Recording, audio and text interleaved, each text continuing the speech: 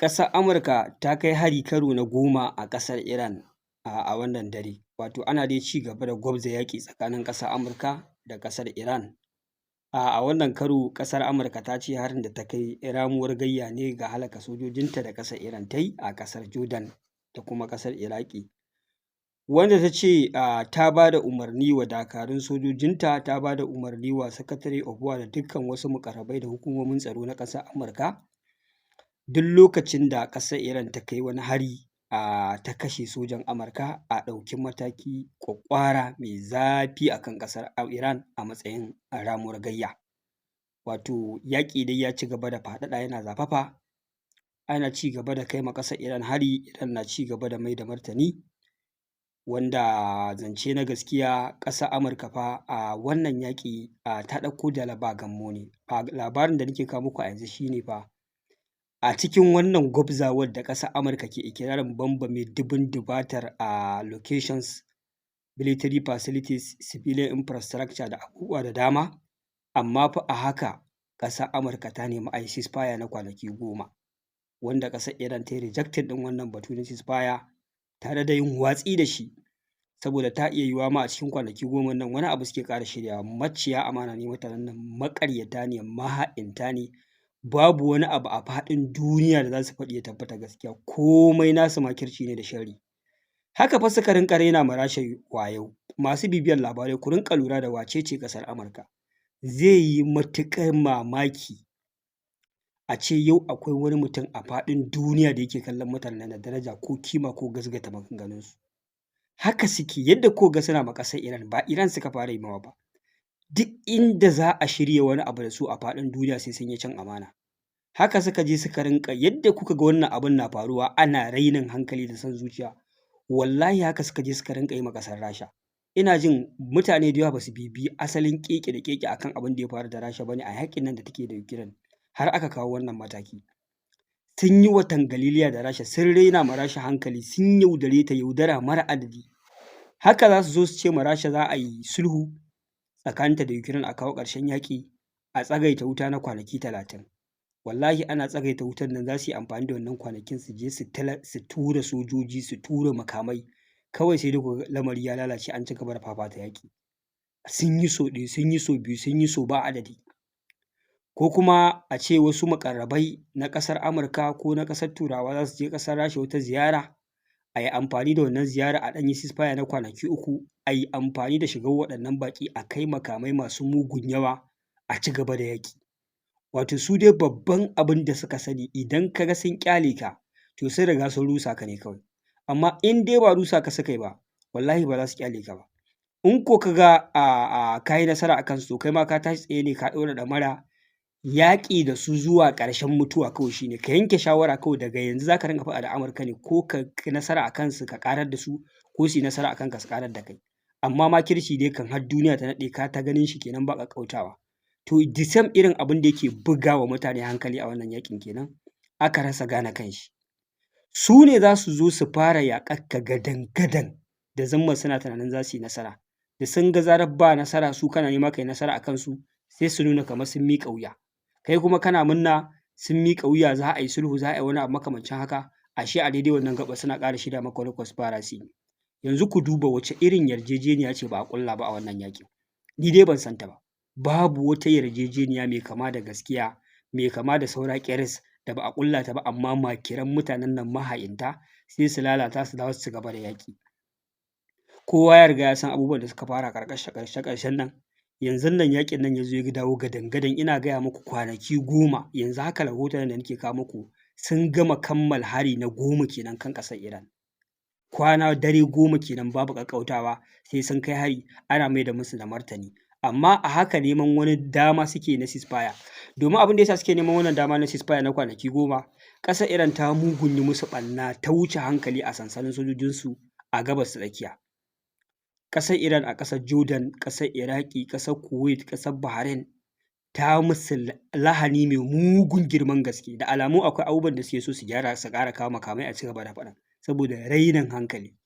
Labarin da nake samu mafi akasarin hare-haren da aka yi a ƙasar Jordan, aka yi mummunan nasara a kan ƙasar Amurka. Wato wasu daga cikin dakarun ƙasar Jordan an yi ikirarin cewa suna ɗaya daga cikin waɗanda suka ba wa ƙasar Iran bayanan sirri, aka yi nasara sosai a kan sojojin ƙasar Amurka. Kenan ita ma a ƙasar Jordan akwai wasu sojoji kusan da suke ɓangaren ƙasar Iran, suna ba da bayanai na sirri a kan yadda za a yi nasara da kuma yadda ake samun galaba ta rusa waɗannan sansanoni nasu. An ga ƙasar Iran ta musu godiya, duk da dai a ƙasar Jordan ɗin mahukuntan ƙasar sun ƙaryata wannan magana, amma dai na san sun yi haka ne domin su kare kansu daga zarge-zargen ƙasar Amurka da dai wasu abubuwa makamantan haka. Amma dai tabbas wannan lamari ya yi kama da gaskiya kuma ya faru. An ƙona manya-manyan jiragen yaƙi fa, mutane ashe duk ba su sani ba. Mutane sun ɗauka iya sojoji ko ake raunatawa, a'a, har da jiragen yaƙi. Akwai wani katafaren jirgin Amurka ana kiran shi da C-17, wato wannan jirgi ba ƙaramin jirgi ba ne, babban jirgi na dakon makamai da dakon sojoji. An yi raga-raga da ire-irensa. Helicopters na ƙasar Amurka an kacaccala su. Wato da muna magana daga farkon fara wannan yaƙi an lalata jiragen Amurka kusan guda 43 ne, yanzu ina jin ƙarin da za a samu suna da matuƙar yawan gaske. Wani abin mamaki shi ne duk irin yadda ƙasar Amurka ke ɓoye labarai da ke ɓoye ƙarya, yanzu haka ta ce a cikin kwanaki 10 wannan daga Pentagon ne, an raunata sojojin ƙasar Amurka guda 100. Kai yanzu jama'a, kai kana ganin a ce harin da aka kai aka raunata soja 100 kuma ƙasar Amurka ta amsa cewa sun kai 100 da bakinta daga hukumar Pentagon. Ai jama'a, ku kun san waɗannan sojoji adadinsu ba ƙaramin yawan gaske gare shi ba. Idan fa duk kisa yanzu ba duk yaƙin nan da ake ba su fa a kafafen sada labaran su cewa suke wai sojoji 3 aka kashe musu. Duk irin wannan lugudan wuta da waɗannan miyagun hare-hare da aka kai a ƙasar Siriya, a ƙasar Lebanon ɗin nan, a ƙasar Iraki, wallahi sun ce wai gabaki ɗaya sojoji ƙwaya 3 aka kashe. Amma sun yi admitting cewa an raunata guda 100 da kansu. Na ce to tun da kuka ji 100 sun fito, labarin abin da aka raunata a babban lamari ne. Dama a jiya na ga kafafen sada zumunta ana ta rikici a kan cewa fa ƙasar Amurka ta dage tana ta ɓoye casualties, tana ta ɓoye adadin sojoji da kuma waɗanda aka raunata mata da waɗanda aka kashe. Ta ƙi yadda al'ummar Amurka su san gaskiya, saboda sun san sanin gaskiyan zai zama musu wani fargaba ne da tashin hankali. Yaƙi mara ma'ana kenan, mara lissafi, mara ƙarshe, wanda su kansu masu yin yaƙin ba su san me suke so su cimmawa ba, kuma duk wani alamu na nasara babu ita a nan kusa. Strait of Hormuz a rufe, sun kasa buɗe ta, jirage ba sa wucewa. Duk jirgin da ya zo wucewa ba tare da izini ba sai ya kama da wuta. Bayan jirage ƙwaya 2 da suka kama da wuta a shekaran jiya, a jiya ma still wasu sun ƙara zuwa wucewa, su ma sun fuskanci zafafan hare-hare da hakan ya haddasa musu gobara, su ma suka kama da wuta. Wato in kana neman barankaɗa ma bankauren yaƙi wanda ƙasar Amurka ta faɗa cikinsa, ba ta san inda ta dosa ba ta san me take so ta cimmawa ba, shi ne wannan yaƙi. Kai yanzu a ce ka faɗi menene zai zo next a wannan yaƙi, an baka aiki. Me ƙasar Amurka take so a daidai wannan gaɓar da ta ci gaba da yaƙi da ƙasar Iran, an baka aiki. Idan tana so ƙasar Iran saboda hare-hare ne ta miƙa wuya, ta yi kuskure. Mutanen da kuke iya kai musu hari su kai muku hari mai zafi, mai martanin da kuma za ku ji a jikinku, ina maganar miƙa wuya. Mutanen da suka ce yanzu ma su kansu sun haƙura da maganar yarjejeniyar, sun watsar da komai a gefe sai sun ga bayan ku. Ai maganar ku ce za ku yi nasara a kansu labari ne. Ƙasar Amurka tana ɓata ma kanta lokaci ne. A ƙarshe ko ta ƙi ko ta so, wallahi sai ta dawo kan teburin sulhu, kuma sai ta yi biyayya, kuma sai ta amince da muradan ƙasar Iran, sannan wannan yaƙi zai ƙare. Ƙasar Saudiyya ita ma ta ƙara shiga cikin tsaka mai wuya. Dama ita ƙasar Saudiyya ta ɗan samu escape route, bayan rufe Strait of Hormuz ta haƙura gaba ɗaya, ta Red Sea take fitar da man fetur ɗinta, ba ta samun matsala. Red Sea wanda na ce muku yana wucewa ta kusa da ƙasar Yemen, wanda akwai takun saƙa sosai tsakanin ƙasar Yemen da ƙasar Saudi Arabia, wanda duka dai wannan shugaban ƙasa ne ya haddasa wannan takun saƙa. A mulkinsa na farko ma sai da ya haddasa yaƙi gadan-gadan tsakanin dakarun Houthis da sojojin ƙasar Saudi Arabia. Akwai blockade da ƙasar Saudi Arabia ta sa ma ƙasar Yemen na tashi da saukar jiragen sama, musamman a jiragen samanta. In dai jirgi daga ƙasar Iran ya zo, ba ta yadda jirgin nan ya zo ya sauka ba. Wanda lokacin da za a yi jana'izar Ayatollah Ali Khamenei, waɗannan dakaru na Houthi sun yi yunƙurin yin amfani da jirgi su je wannan jana'iza, wanda bayan dawowarsu ma suka yi amfani da jirgi suka sauka a wannan Sana'a Airport, wanda ƙasar Saudiyya ta kai farmaki kan wannan filin jirgi. Saboda tana so ta tabbatar musu da wannan blockade ɗin da ta sa na bata yadda jirage su rinƙa tashi daga wannan yanki da yake hannun Houthis ba, zuwa ƙasar Iran yana nan yana aiki, wanda ƙasar dakarun Houthi su ma suka mai da martani, sai dai abin bai escalating ya zama yaƙi ba. A ƙarshe yanzu babban ƙalubale kuma da ya faɗa shi ne, sun ce tun da dai wannan blockade ɗin na ƙasar Saudi Arabia yana aiki akan tashi da saukar jirage da suka taso daga ƙasar Iran zuwa wannan yanki, to su ma yanzu sun saka naval blockade akan duka jiragen ruwa, jiragen dakon mai na ƙasar Saudi Arabia da za su wuce ta wannan hanya. Babbar magana kenan. Yanzu kun ga su ƙasar Saudiyya sun shiga cikin tsaka mai wuya.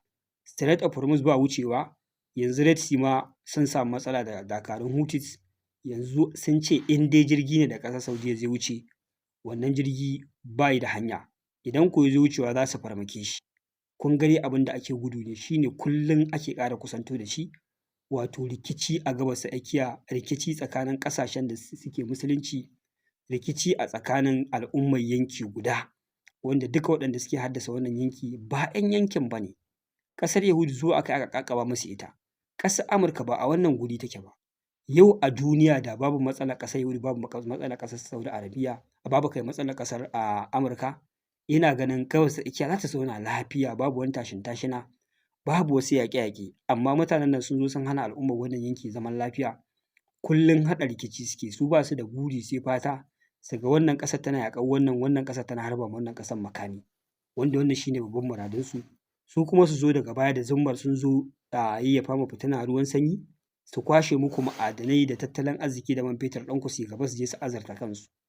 Ban san yaushe al'ummar duniya za ta daina faɗawa irin wannan tarakunan ba, wanda mun sani already dama suna amfani da shugabanni ne, shugabanni son mulki da son duniya musu yawa, za a maka barazana da kujerarka ko da mulkinka, idan ba kai biyayya yadda ake so ba ka bi umarninsu, to sai dai ka rasa mulkin gabaki ɗaya. Su kuma shugabannin saboda son mulkin sun fi amincewa su yi ma Amurka biyayya, kuma su sai da dukiyar ƙasarsu da rayukan al'ummar ƙasarsu kawai don su kasance a kan mulki.